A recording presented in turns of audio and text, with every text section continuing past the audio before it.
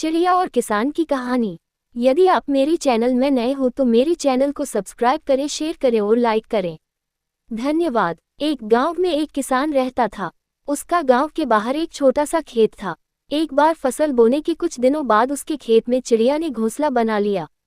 कुछ समय बीता तो चिड़िया ने वहां 2 अंडे भी दे दिए। उन अंडों में से 2 छोटे छोटे बच्चे निकल आए।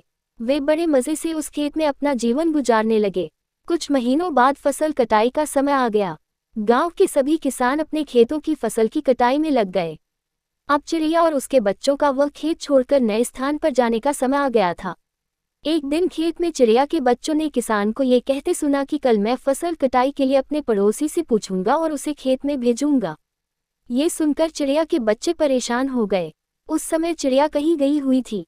जब वह वापस लौटी तो बच्चों ने उसे किसान की बात बताते हुए कहा, माँ, आज हमारा यहाँ अंतिम दिन है। रात में हमें दूसरे स्थान के लिए यहाँ से निकला होगा।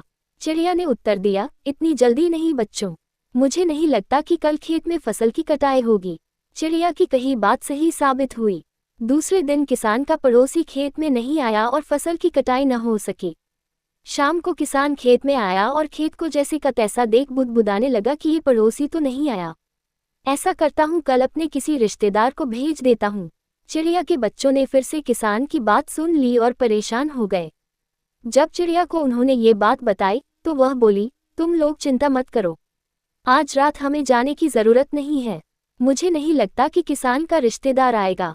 ठीक ऐसा ही हुआ और किसान का रिश्तेदार अगले दिन खेत नहीं पहुंचा। चिड़िया के बच्चे हैरान थे कि उनकी माँ की हर बात सही हो रही है। अगली शाम किसान जब खेत आया तो खेत की वही स्थिति देख बुदबुदाने लगा कि ये लोग तो कहने के बाद भी कटाई के लिए आते नहीं हैं। कल मैं खुद आकर फसल की कटाई शुरू करूंगा। चिड़िया के बच्चों ने किसान की ये बात भी सुन ली।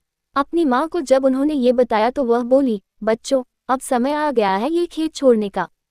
हम आज रात ही ये खेत छोड़कर दूसरी जगह चले जाएंगे। दोनों बच्चे हैरान थे कि इस बार ऐसा क्या है जो माँ खेत छोड़ने को तैयार है। उन्होंने पूछा तो चिड़िया बोली, बच्चों, पिछली 2 बार किसान कटाई के लिए दूसरों पर निर्भर था। दूसरों को कहकर उसने अपने काम से पल्ला झाड़ लिया था, लेकिन इस बार ऐसा नहीं है। इस बार उसने ये जिम्मेदारी अपने कंधों पर ले ली है, इसलिए वह अवश्य आएगा। उसी रात चिड़िया और उसके बच्चे उस खेत से उड़ गए और कहीं और चले गए। सीख: दूसरों की सहायता लेने में कोई बुराई नहीं है, किंतु यदि आप समय पर काम शुरू करना चाहते हैं और चाहते हैं कि वह समय पर पूरा हो जाए तो उस काम की जिम्मेदारी स्वयं लेनी होगी। दूसरे भी मदद उसी की करते हैं जो अपनी मदद करता है।